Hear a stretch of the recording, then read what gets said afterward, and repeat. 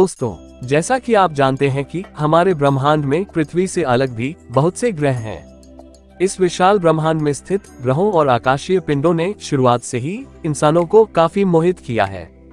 हम हमेशा जानते रहना चाहते हैं कि आखिर क्या दूसरे ग्रहों पर भी जीवन है, या वो दूसरा ग्रह पृथ्वी से किस तरह अलग है। शुरुआत से हुई रिसर्च के मुताबिक दूसरे ग्रहों पर जीवन की खोज अभी तक नहीं की गई है। हालांकि सौर मंडल के अंदर और बाहर अनगिनत खगोलीय पिंड हैं, जिन्हें हम ग्रह या प्लेनेट कहते हैं। लेकिन ऐसे में सवाल उठता है कि ये ग्रह कब तक टिके रहेंगे? क्या वे अनंत काल तक ऐसे ही रहेंगे या कभी खत्म या गायब भी होंगे? ग्रह कैसे मरते हैं, इसको लेकर फ्रांसीसी वैज्ञानिक सीन रेमंड ने बताया है कि स्पेस में अनगिनत ग्रह हैं, लेकिन ये समय समय पर मरते रहते हैं। अगर कोई ग्रह अपने मूल तारे के बहुत करीब आ जाता है तो तारे द्वारा लगाए गए गुरुत्वाकर्षण बल की वजह से वो ग्रह उसी में चला जाता है, यानी तारा उसे खा जाता है। इसके अलावा आकाशीय पिंडों के साथ टकराने के कारण ग्रहों के नष्ट होने की संभावना भी ज्यादा हो जाती है। सीन रेमंड आगे बताते हैं कि अंतरिक्ष में केवल तारे और ग्रह ही नहीं होते, बल्कि छोटे छोटे पत्थरनुमा क्षुद्र ग्रह भी होते हैं। जैसे जैसे तारे विकसित होते हैं और उनका गुरुत्वाकर्षण खिंचाव कमजोर होता जाता है, ऐसे में वे पड़ोसी ग्रह से टकरा सकते हैं, जिससे छोटे चट्टानी ग्रह आसानी से खत्म हो सकते हैं। लेकिन सवाल पृथ्वी का भी उठता है, क्या धरती कभी मर सकती है? इस पर सीन रेमेड कहते हैं कि पृथ्वी को क्षुद्र ग्रहों के प्रभाव के खतरे का सामना करना पड़ता है। साथ ही बृहस्पति या शनि जैसे विशाल ग्रहों के हमारे ग्रहों से टकराने की संभावना भी बढ़ जाती है। हालांकि ऐसी प्रलयनकारी घटना लाखों सालों में भी होने की संभावना नहीं है। आखिर में सीन रेमंड पृथ्वी के बारे में कहते हैं कि पृथ्वी की नियति सूरज से जुड़ी हुई है। यह अनुमान लगाया गया है कि लगभग 4.5 अरब साल में सूर्य एक विशाल लाल दानव में बदल जाएगा, जो हमारे ग्रह के विनाश का संकेत होगा। यूरोपीय अंतरिक्ष एजेंसी बताती है कि ये बदलाव पृथ्वी का आखिरी समय होगा। हमारी पृथ्वी इस दैत्य रूपी लाल दानव सूर्य के अंदर समा जाएगी। इस तरह पृथ्वी के लिए उसका आखिरी समय उसके मूल तारे सूरज से जुड़ा हुआ है। अगर आपको हमारी जानकारी पसंद आई तो इस वीडियो को लाइक कीजिए, हमारे चैनल को सब्सक्राइब कीजिए और बेल आइकॉन को प्रेस करना मत भूलिएगा। धन्यवाद। दोस्तों, ब्रह्मांड में सबसे तेज रफ्तार प्रकाश की मानी गई है। जितनी तेजी से प्रकाश दूरी तय करता है, कोई और चीज उस रफ्तार को छू भी नहीं सकती।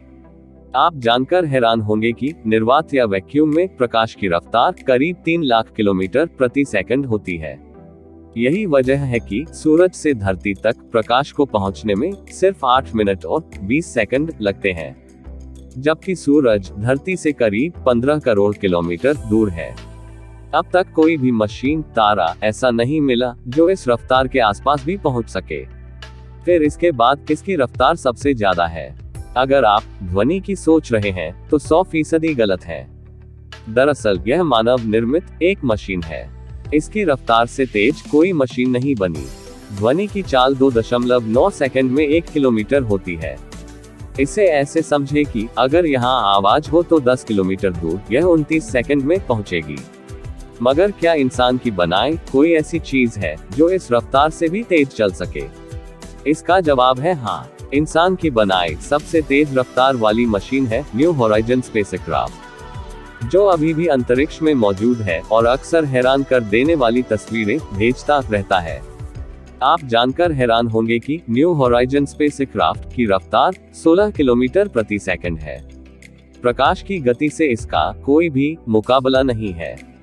प्रकाश के बराबर किसी भी चीज की रफ्तार इसलिए नहीं हो सकती क्योंकि प्रकाश फोटॉन से बनता है, जो इलेक्ट्रॉन के मुकाबले काफी तेज रफ्तार से भागते हैं।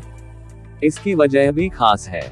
फोटॉन का कोई वजन नहीं होता, लेकिन इलेक्ट्रॉन जैसे जैसे भागते हैं वे भारी होते जाते हैं और उनकी गति धीमी हो जाती है। अगर आपको हमारी जानकारी पसंद आई तो इस वीडियो को लाइक कीजिए, हमारे चैनल को सब्सक्राइब कीजिए और बेल आइकॉन को प्रेस करना मत भूलिएगा। धन्यवाद। दोस्तों, बृहस्पति यानी कि जुपिटर सौरमंडल का सबसे बड़ा ग्रह है। इसे सौरमंडल का वैक्यूम क्लीनर भी कहा जाता है। ये ग्रह सौरमंडल के सबसे पुराने ग्रहों में से एक है। अगर जुपिटर न होता तो हमारी धरती का विनाश बहुत पहले हो गया होता। बृहस्पति ग्रह सौरमंडल में हमारी पृथ्वी का एक बहुत बड़ा बॉडीगार्ड है। आज हम जानेंगे कि कैसे ये प्लैनेट सोलर सिस्टम की सफाई करता है और हमें आसमान से आने वाली आफतों को खुद झेलकर हमारी रक्षा करता है। साल 1994 में विश्व के खगोल शास्त्रियों की नजरें शूमेकर लेवी नाम के धूमकेतु पर थीं। तब उन्होंने देखा कि जुपिटर के गुरुत्वाकर्षण में आने के कारण ये धीरे धीरे उसकी ओर खींचता चला गया। अंत में ये धूमकेतु 2,16,000 किलोमीटर प्रति घंटे की रफ्तार से ग्रह से टकरा गया। इस भीषण टक्कर से विस्फोट हुआ, जिसमें 42,000 फ़ारेनहाइट से भी ज्यादा तापमान पैदा हुआ। इस टक्कर से बृहस्पति के वायुमंडल में गहरी खरोंचें बन गई थीं। खगोलवेदों की माने तो जुपिटर लगातार ऐसा करता है, जिससे सौर मंडल की सफाई होती रहती है। इसलिए इसे सोलर सिस्टम का वैक्यूम क्लीनर कहा जाता है। दरअसल जब भी किसी चीज को ऐसा बनाया जाता है कि वह सरवाइव कर सके, तो सबसे पहले उसे प्रोटेक्ट करने के लिए एक डिफेंस सिस्टम बनाना बहुत जरूरी होता है। डिफेंस सिस्टम यानी कि एक सुरक्षा कवच जो उस चीज को हर मुसीबत से बचा कर रखे। पृथ्वी के लिए सुरक्षा कवच की भूमिका बृहस्पति ग्रह निभाता है। बृहस्पति ग्रह हर पल किसी भी प्रकार के एस्ट्रॉइड और कॉमेट जैसी चीजों से हमारे ग्रह पृथ्वी की रक्षा करता है, जिसके कारण से आज हमारा ये ग्रह सरवाइव कर पा रहा है। हालांकि वैज्ञानिकों के पास इसके खास प्रमाण तो नहीं है, लेकिन उनका मानना है कि अगर कोई एस्टेरॉइड धरती से टकरा गए तो आज से तकरीबन 6 करोड़ साल पहले धरती पर पाए जाने वाले डायनासोर की तरह हमारा भी अंत हो जाएगा। करोड़ों वर्षों तक पृथ्वी पर राज करने वाले सबसे बड़े रूलर डायनासोर का अब वजूद ही मिट चुका है। जुपिटर पूरी तरह से गैस से बना हुआ है। इसमें अगर हम कोई मेटल या पत्थर फेंक दे तो ये गैस के मॉलिक्यूल इन पत्थर या मेटल्स को भी तोड़कर रख देंगे। जुपिटर के गैस मॉलिक्यूल इतने ज्यादा डेंस हैं। जानकारी के मुताबिक सोलर सिस्टम के निर्माण की शुरुआत में बहुत बड़े गैस के गोले एक ही जगह ग्रेविटेशनल फोर्स की वजह से कोलैप्स हो गए थे। इससे सूर्य का निर्माण हुआ। उसके बाद गैस जायंट यानी बड़े बड़े गैस प्लैनेट्स का निर्माण हुआ था। उनमें से सबसे पहले जुपिटर भी था। जब जुपिटर का निर्माण हुआ तो उसमें 90% हाइड्रोजन था और 10% हीलियम था, और आज भी इसमें ऐसा ही कंपोजिशन है। ये ग्रह इतना बड़ा है कि इसमें लगभग 1300 पृथ्वी समा सकती है। हमारे सौरमंडल में सूर्य से क्रम में सबसे पहले बुध, फिर शुक्र और फिर आती है पृथ्वी। इसके बाद मंगल और फिर एस्टेरॉइड बेल्ट आते हैं। इसके बाद बड़े बड़े गैस जॉइंट ग्रह जैसे बृहस्पति, फिर सैटर्न, फिर यूरेनस, उसके बाद नेपच्यून और प्लूटो आते हैं। उसके बाद से कुइपर बेल्ट शुरू हो जाता है। इस कुइपर बेल्ट से कभी कभी कुछ एस्ट्रॉइड और कॉमेट रास्ता भटककर सोलर सिस्टम के ग्रहों की तरफ बढ़ने लगते हैं। जब ये चट्टान जब ग्रहों की तरफ बढ़ते हैं और उनसे टकराते हैं तो वहाँ बहुत भारी तबाही लाते हैं। अच्छी बात यह है कि जब ये चट्टान पृथ्वी, मंगल या शुक्र की तरफ बढ़ते हैं तो पहले इन्हें गैस जायंट ग्रहों से होकर गुजरना पड़ता है। जब ये इसके पास आते हैं तो इसकी ग्रेविटेशनल फोर्स के कारण जुपिटर में ही जाकर समा जाते हैं। इस तरह ये ग्रह भटकी हुई आसमानी आफतों से हमारी पृथ्वी को बचा लेता है। अगर कभी ये चट्टानों जुपिटर के दायरे में ना आकर सीधे पृथ्वी की तरफ बढ़ जाए तो ये पृथ्वी पर तबाही ला देंगे, ठीक उसी तरह जैसे करोड़ों साल पहले पृथ्वी पर एस्ट्रॉइड के टकराने की वजह से डायनासोर का अस्तित्व ही मिट गया। अगर आपको हमारी जानकारी पसंद आई तो इस वीडियो को लाइक कीजिए, हमारे चैनल को सब्सक्राइब कीजिए और बेल आइकॉन को प्रेस करना मत भूलिएगा। धन्यवाद। बारिश के मौसम में अक्सर आसमानी बिजली गिरने के मामले सामने आते हैं। बादलों की तेज गड़गड़ाहट की आवाज सुनकर हर कोई डर जाता है। बादलों के बीच अक्सर गरज के साथ बिजली कड़कती देखी जाती है। कभी कभी यह बहुत खतरनाक हो जाती है और जमीन पर गिरने पर जानलेवा हो जाती है। लेकिन क्या आपने कभी सोचा है कि आखिर बादलों के बीच ये बिजली बनती कैसे है? ये जहाँ पर गिरती है वहाँ तबाही मचा देती है। बारिश के दौरान अक्सर बादलों के बीच गड़गड़ाहट के साथ बिजली चमकती है। इसके गिरने से कभी इंसान घायल हो जाता है तो कभी इसकी चपेट में आने से मौत हो जाती है। बारिश के मौसम में बिजली गिरने की घटना ज्यादा घटती है। आइए जानते हैं कि आसमान में बादलों के बीच गड़गड़ाहट क्यों होती है और बिजली कैसे बनती है। साल 1872 में वैज्ञानिक बेंजामिन फ्रैंकलिन ने पहली बार बादलों के बीच बिजली चमकने की सही वजह बताई थी। उन्होंने बताया कि बादलों में पानी के छोटे छोटे कण होते हैं जो वायु की रगड़ की वजह से आवेशित हो जाते हैं। कुछ बादलों पर पॉजिटिव चार्ज तो कुछ पर निगेटिव चार्ज हो जाता है। आसमान में जब दोनों तरह के चार्ज वाले बादल एक दूसरे से टकराते हैं तो लाखों वोल्ट की बिजली उत्पन्न होती है। कभी कभी इस तरह उत्पन्न होने वाली बिजली इतनी अधिक होती है कि धरती तक पहुंच जाती है। इस घटना को बिजली गिरना कहा जाता है। जब आसमान में इस तरह बिजली पैदा होती है तो बादलों के बीच जो जगह रहती है वहां पर बिजली की धारा बहने लगती है। इससे बड़े पैमाने पर चमक उत्पन्न होती है जिसकी वजह से आसमान में बादलों के बीच चमक नजर आती है। बिजली की धारा बहने की वजह से बहुत अधिक मात्रा में गर्मी पैदा होती है जिससे वायु फैलती है और इससे करोड़ों कणों की आपस में टक्कर होती है। इससे बादलों के बीच गड़गड़ाहट पैदा होती है जिसकी आवाज धरती पर सुनाई देती है। वैसे तो बिजली की चमक और गड़गड़ाहट एक साथ होती है, हालांकि बिजली की चमक पहले दिखती है। इसकी सबसे बड़ी वजह यह है कि प्रकाश की गति ध्वनि से बहुत ज्यादा तेज होती है। प्रकाश की गति 3 लाख किलोमीटर प्रति सेकंड होती है तो वहीं ध्वनि की गति 332 मीटर प्रति सेकंड होती है। जब धरती पर बिजली गिरती है तो वो जानलेवा साबित होती है।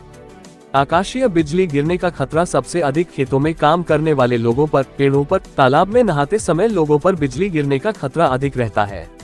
चार्ज बादल जब धरती के किसी ऊंचे पेड़ या इमारत के पास से गुजरते हैं तो उसके चार्ज के खिलाफ इमारत या पेड़ में विपरीत चार्ज उत्पन्न होता है। इसकी मात्रा अधिक होने पर बादल से बिजली इमारत या पेड़ में बहने लगती है जिसको बिजली गिरना कहते हैं। बिजली के चमकने पर घर के अंदर बिजली से संचालित उपकरणों से दूर रहना चाहिए। इसके साथ ही टेलीफोन का इस्तेमाल नहीं करना चाहिए। दरवाजों और खिड़कियों को बंद कर देना चाहिए। बरामदे और छत पर नहीं जाना चाहिए। अगर आपको हमारी जानकारी पसंद आई तो इस वीडियो को लाइक कीजिए, हमारे चैनल को सब्सक्राइब कीजिए और बेल आइकॉन को प्रेस करना मत भूलिएगा। धन्यवाद।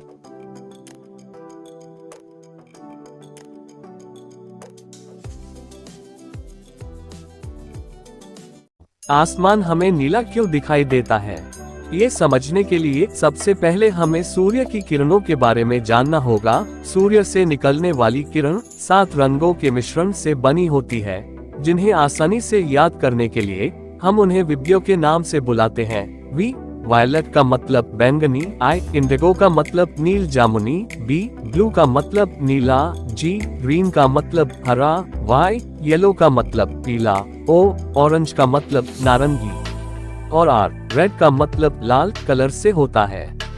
आप ये जानते होंगे कि जब हम सूर्य की किरणों प्रिज्म से होकर गुजारते हैं तो सूर्य की किरणें इन्हीं 7 रंगों में विभाजित हो जाती हैं: बैंगनी, नीला, आसमानी, हरा, पीला, नारंगी, लाल। अब यहाँ थोड़ा ध्यान दीजिए। हमारे पृथ्वी के वातावरण में विभिन्न प्रकार की गैसें, धूलकण, जलवाष्प मौजूद हैं। जब सूर्य की किरणें हमारे पृथ्वी के वातावरण में प्रवेश करती हैं, तब ये किरणें वातावरण में मौजूद धूलकण, गैसें, जलवाष्प आदि से टकराकर 7 रंगों में टूटकर वातावरण में फैल जाती हैं। जिन किरणों की वेवलेंथ ज्यादा होती है वो वातावरण में कम फैलती हैं, जैसे कि लाल, नारंगी, पीला। और जिन किरणों की वेवलेंथ कम होती है वो वातावरण में ज्यादा फैलती हैं, जैसे कि आसमानी, बैंगनी, नीला, हरा। शॉर्ट वेवलेंथ किरणों का झुकाव बहुत ज्यादा होता है, इसलिए वो वातावरण में ज्यादा फैलती हैं। यानी नीला, बैंगनी, आसमानी वातावरण में ज्यादा फैलती हैं। लेकिन फिर भी आसमान हमें सिर्फ नीला ही दिखाई देता है। ऐसा क्यों? रही सही कसर पूरा कर देती है हमारी आँख। वो हमारी आँख की सेंसिटिविटी ही है जो हमें आसमान को नीला दिखाती है। हमारी आँख 380 नैनोमीटर से 750 नैनोमीटर तक के वेवलेंथ के रंग को डिटेक्ट कर सकती है, न इससे कम और न इससे ज्यादा। अब जब हम विजन स्पेक्ट्रम ग्राफ में देखते हैं तो हम पाते हैं कि नीले हरे रंग पर हमारे आँख की सेंसिटिविटी सबसे ज्यादा है। नीले रंग की सेंसिटिविटी 495 नैनोमीटर तक है। बैंगनी रंग की सेंसिटिविटी 380 नैनोमीटर से 450 नैनोमीटर तक ही है, जिस पर हमारे आँख की सेंसिटिविटी नीले के मुकाबले कम है। इसीलिए आसमान हमें नीला दिखाई देता है। अगर आपको हमारी जानकारी पसंद आई तो इस वीडियो को लाइक कीजिए, हमारे चैनल को सब्सक्राइब कीजिए और बेल आइकॉन को प्रेस करना मत भूलिएगा। धन्यवाद।